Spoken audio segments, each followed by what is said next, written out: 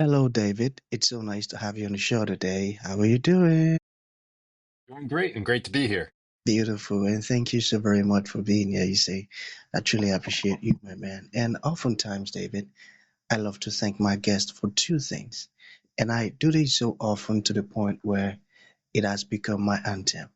So, firstly, I want to say thank you so very much, David, for investing in yourself. You see, you are on this platform right now because you did invest in yourself. And oftentimes, my man, I love to make reference to the amazing mango tree. You see, some couple of months back, I was on a particular road, and just by the roadside, there was this very tall, unattractive mango tree. And I use the word unattractive because the mango tree's got no mangoes on it, and the leaves were all dry. So I just walked past it and Hmm. I went my way. But you see, David, just recently I was on that same road, and this time around, a lot's changed about the mango tree. The mango tree caught my attention pretty good from a distance, and immediately I got the urge to move so close to it, of which I did, and it wowed me because now the mango tree's got a lot of mangoes on it, beautiful green leaves and healthy branches, and not just mangoes now. I'm talking about ripe mangoes. It was such a lovely moment that day. I was so excited. I tell you, beautiful experience. Here is my point. The fact that you dedicated your time, energy, and resources to becoming the amazing David that you are today, that alone has made it really impossible for me to skip you. And that's why you got the request from me to be on the show because I was attracted to the fruit of all that you're doing. Your philosophies, your insight, the impact your work is having, how you're offering your solutions, David. These stuffs are amazing. And just before I sent the request, I said to myself, I've got to benefit from those beautiful things David is doing, not only me now, but even with the audience. And here we are today with the Absolutely. amazing David. Yeah, my man. So thank you so very much for doing that yourself. And secondly, thank you for saying yes to the invite. Because if you had said nope, there was nothing Elisha could do about it. Thanks so much, my man. I love it. I love it. Well, thank you so much. Thank you for having me. And I really appreciate the story. I love hearing stuff of what inspires people and what kind of gets them going. And you can obviously tell that that mango tree had a real big impact on what you're Yeah, doing and seeing the before and the after. my man, that's so true, exactly. So you see, I'm quite excited to have you on the show today for some reasons. Firstly, my interest in knowledge seeking.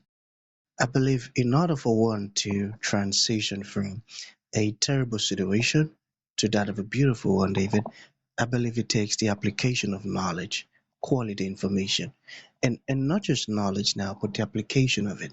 And you see, my man, ever since I discovered that light in the Hebrew means knowledge and darkness means ignorance, I have been so keen to knowledge seeking because I do not want to remain in the dark. So that's going to make our conversation today very important to me and even to the listeners.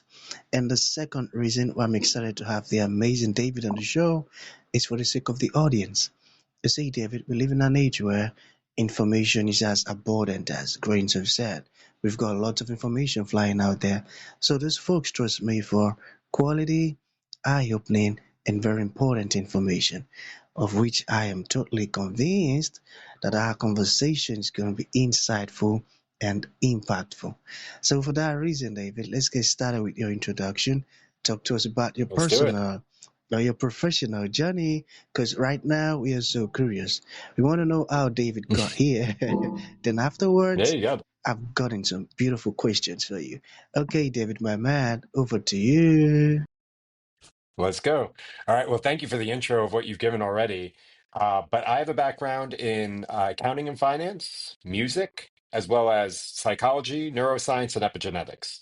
I've really gotten passionate about the end of those the psychology, neuroscience, and epigenetics, based off a family situation that happened to me. My dad tried committing suicide because he was mentally ill when I was a kid, and then ended up cheating on my mom and really just kind of putting a nuke on our family. We just didn't have it; just wasn't the same ever again.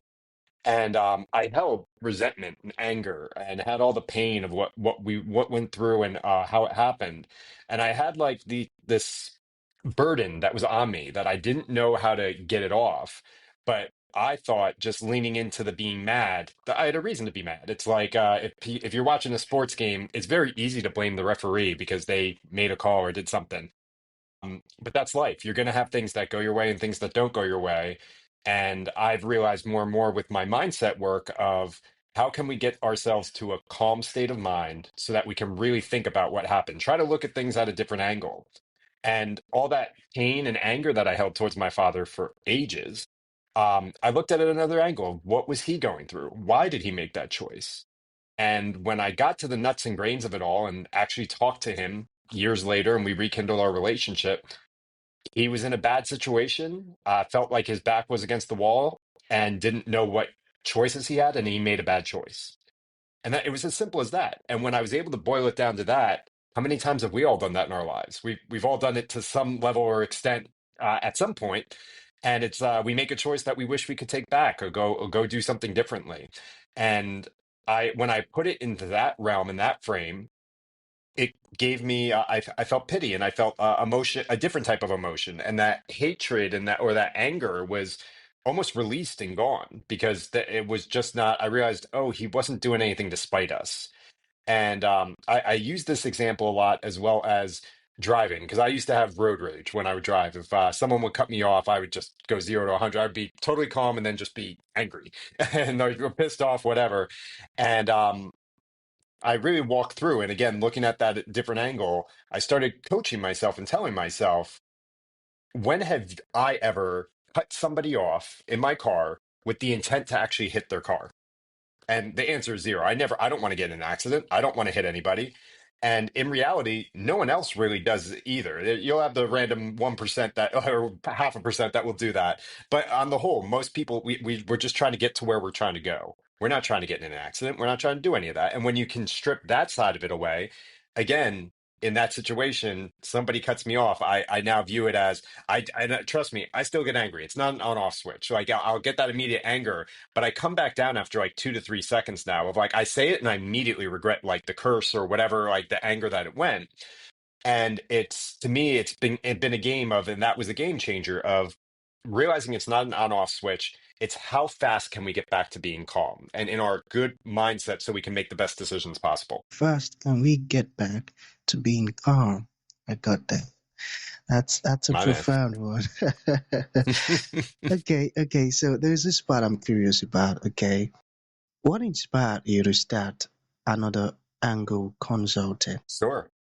I had a back injury in 2014. I was working with a group called Inventive Health, a pharmaceutical company in New Jersey. And ended up hurting my back at work. And about 2 days in, I had cabin fever. I needed to do something. I'm very busy. I like to be busy and have things going on, and I started an accounting consulting company. And it really, weirdly enough, an accounting consulting company helped me find that I like to help people. I always knew that to some extent, but it really like dug in that I saw a market that was like, okay, like people will pay a bookkeeper 40 to $50,000 a year on average in my area of where I'm from. And I was like, I could give these people CPA level experience, CFO level experience for half of that or a quarter of that. And all I had to do is go and talk to them, just say, hey, you don't have to do any of it on site. I can be in as often or as little as you want. Most people just wanted it remote, is I would show up maybe once a month for a meeting, walk through all their numbers for their financials, and then they're like, okay, we'll see you next month. And it was really as simple as that. And I was able to save this mom and pop businesses a ton of money on something that they were spending 2 to 3x just because they thought that that was the only route that they could take. So I really helped educate my local neighborhood of how important accounting is, how it is to know to have your budget to be able to lock into everything, and that really fueled my ambition to be able to help people. And then when I really dug into the personal stuff of what happened with me in my past with my family and all that, and my dad having manic depression, I got fascinated in learning how do our brains work and why do we make these decisions. And then, like for me, it's like And can I figure out a way to avoid one of these decisions if I really like put my all into it? So I found these little brain hacks, exercises, things to do that really can stop negativity, stop issues that are running on in your daily ether internally, and help kind of bring that noise down a little bit. Profound words. Okay, it's getting interesting now. All right, so let us talk about gratitude. Okay, so what role does gratitude play in mental wellness? So it's massive, and it's something I think is maybe the most under talked about thing in mental wellness of how we see ourselves and what we do. One of those brain hacks that I was mentioning before is the same part of our brains that process anger, fear, sadness, depression, anxiety, struggle, any of those feelings is the same part of the brain that processes gratefulness. And the coolest thing about this part of your brain is you can't do two of those things at the same time. You could do one, but you almost have to like pick like what emotion is going to be the alpha or what is going to run it. So I started coaching myself. As soon as I started feeling any of those emotions, a little bit sad, a little bit anxious, a little bit scared, any of those type of things, I immediately walk into, and I do it in a meditation every morning, a 15-minute quick morning meditation. Three things that I'm really grateful for. Three things, three people, three situations, three things when I just know that feeling. I always tell people like if you had winter holidays when you were a kid and you were with your family or birthdays or any of those where you just have that, man, it hits your heart that it's like it's so foundational. It's what builds you, and like those good feelings you get, you should be able to feel that every day, and that feeling overrides all those negative emotions. So if we can really like drill into that, I made it a game for myself. Anytime I thought that something negative, I would write it down, and immediately at first I was doing it like 40, 50 times a day of I'm grateful for these three things, and it was almost like I became like a robot. But our brains have neuroplasticity. We can coach it and guide it where it needs to go. And it's a really cool factor that a lot of people don't realize. In our brains, we have something called the RAS, the Reticulate Activating Center. And what that does is it allows you to essentially, you zone in on something, and your brain is a supercomputer, and it will give you scenarios or situations or possibilities based off how you're viewing it. So if you're coming in with a mindset of scarcity, fear, lack, your brain is going to find other opportunities in that same ether.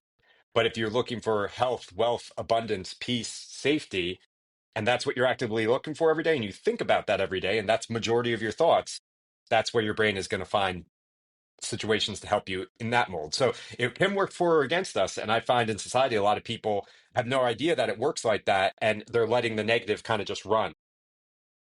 Hmm. You see, I've always had this thought. What you just said now, I've always had that thought. I've always believed that that's how it is.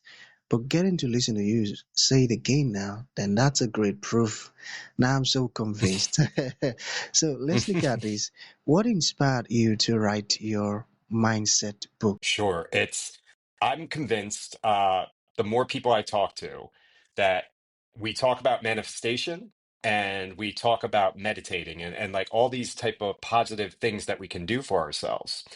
And when you really dig in and find that, you find a part of yourself that is just on a level that you didn't expect.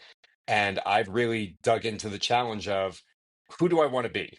And I challenge anyone listening to this, including yourself, at the end of every day, if you pray, if you meditate, whatever you do, um, really think about where do I want to be in 5 years? Where do I want to be in 10 years?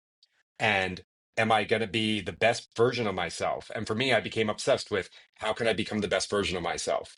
And I ask myself daily, every night, is my future self happy or proud of the day I just put in? And it's something that we don't have to answer to anybody else. We're answering to ourselves. And you can keep yourself accountable. I found by doing that every day, we're going to have bad days where you have a cheat meal or you do something you know you're not supposed to do. Fine. But it's just one of those things. At the end of the day, I hold myself accountable, and I go back to that. It's I stop a lot of that stuff in the threads. Is you can have a bad habit and you do it once, and then that once becomes three times, then five, and it just kind of trickles down. So it's one of those things that if you have active accountability, whether it's yourself or if it's a friend or a mentor or a coach, if you have that consistent accountability, you can really lock in on the beauty of what meditation, manifestation, all that goes. And the one thing that I think is really misinterpreted, I started with this and I kind of went on a veer for a second, but within manifestation, I really believe that it's a reflection of how often you think. I've really like it's for me, it's this formula of if I can think more positive as often as possible compared to thinking negative throughout the day, I'm in a good spot, that I'm putting myself mentally into this space. And with manifestation, I will try to explain to people, what do you want to manifest? So they'll tell me, I want to manifest $1 million. And I'll ask them, so what did you do last night to help manifest that? Well, I went to bed and I prayed and I prayed to God, I really need $1 million. And then that was it. So I was like, all right, so for let's give you a minute or two. For 2 to 5 minutes, you were praying and manifesting. And then what did you do the rest of the day? And they go through, well, I was stressed about this, I had these problems, I had that. And I'm like, well, that's what's running in your head, and that's what's the majority of your life. So how do you tune that down and really lock into being able to be in that cool, calm mentality all the time? So that's really what inspired me for my book. I know a very long answer, so thanks for listening to me. Beautiful. I love this perspective. And you're making it quite easy to understand. That's a great one. So we have two more questions to go. All right. So how can someone take the first step towards emotional growth? Sure. And this one is it's a big one, but it's very, very simple. If you're someone who likes to go to the gym, or if you have something that you practice, if it's an instrument, if it's the gym, if it's your body, like whatever the case is, treat it like that. This is something, it's going to be hard at first. If you haven't done it before, it's not going to feel normal and it's going to feel a little off. And I use myself as an example to like try to show people it really can happen for anybody. I have ADHD, severe ADHD. My mind is going a million different places at any given time. It's why I start a story one way and I'll go into another thing, and I usually will come back to it, but I realize halfway through, I'm like, oh no, that's not what I was talking about. I need to kind of venture back. So my brain is very overactive in that way. And what this all does, and with meditation, and again, my body fought it at first, but when I started doing it, it was relaxing me. And my body was so used to the cortisol, all the stress, all the anxiety all the time, that I was like, whoa, this is calm. I don't like this. And it's like, you're going to disrupt what your old pattern is. And Joe Dispenza uses the phrase that to create a new personality, you have to lose your old one. And I think that there are like elements in that. And I think that it can be a little extreme because people think it's like, oh, you're losing yourself. I'm like, no, it's like what you're doing is you're shedding parts of yourself that you didn't like. And it's like things that you can work on. We all have flaws, we all have weaknesses. One of the things that I think is bad in society right now is just because if you're not good at something right away, you'll just say, I'm bad at it. And then you don't do it because, well, I'm bad at it. I'm like, how many times did you try? And they're like once or twice. So when it gets into this manifestation thing, I'd say I'm like, it's not, there's no like some people will be able to manifest after 30 seconds. Some it will take 30 years, some longer. And it's all based off for me as like where you can find the personal peace within yourself, that you can be calm, you can find where you have your center. And the more time you can be in that frame of mind, you realize you don't want anything else. I lost the look of materialism of I used to really like to be able to buy things and do things. And then, like going into this, doing the shadow work, I love myself so much that now I'm not really looking for all these other things. And it's crazy. I'm doing less work and more opportunities are coming to me. And for me, that's where my manifestation is because I coach it to myself. I say it every day that I'm always going through of opportunities are coming my way. Today's going to be a great day. I've got so much energy today. It's like those are the things I say 10 minutes before I go to sleep, 10 minutes when I wake up. As a cool little brain hack, in those mindset for your brain. So when you're in that theta set, your subconscious is more susceptible. So you believe your subconscious more or less. So if you can, in those last 10 minutes before you go to sleep, first 10 minutes when you wake up, don't be on your phone, have your phone away, have a meditation on or something like that, or just be in a zone where you're manifesting, meditating, praying, and you'll see such a huge impact of what you want to change in your life just because you're making that a focus. Most people, when they first wake up, first thing is their alarm goes off, then they grab their phone. And then if you had stress and problems within your phone, you were literally opening up that door to those stress and problems immediately. And that's when you're in the theta state and your subconscious is taking that. So your problems feel heavier.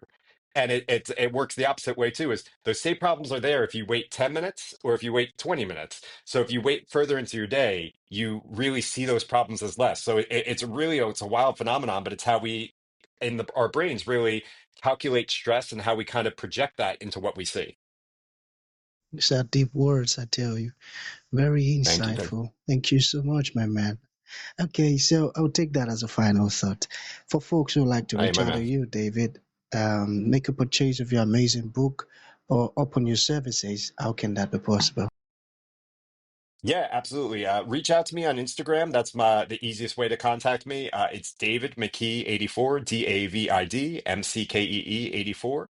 My book, Navigate the Noise, will be coming out within the next couple months, before the end of 2025. And really looking forward to everyone being able to read that. It's truly helpful to anybody from seventh grade on up. There are going to be principles, there's activities, there are things that you can do to actively get yourself into the frame of mind where you can be your best self. That sounds like a powerful book, I tell you, my man. Thank you so very much, David. That's going to be the end of the show. Thank Thank you you. for coming and thank you for sharing this beautiful stuff with us. It means a whole lot, my man. Thank you. Thank you. You too. Have a good one.